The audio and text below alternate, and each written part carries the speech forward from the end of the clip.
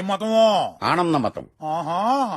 ఏంటి మావయ్య వాళ్ళేదో ఎడకారం చేస్తుంటే సంధ్య నా భార్యని నాకు పెళ్ళై 3 ఏళ్లైందని నీకు తెలీదా?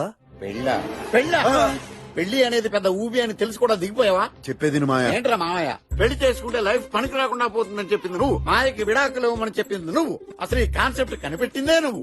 సచిన్ కి అంజలిని చేసుకోమని చెప్పింది నువ్వు, అమితాబ్ని జయాన్ని చేసుకోమని చెప్పింది నువ్వు. తప్పునాదా? ఏంట్రా? అర్థం చేసుకుంటే అన్ని సర్దుకుపోతాయి. Oh we silly fellows funny life, మేము అలాగే ఉంటాం.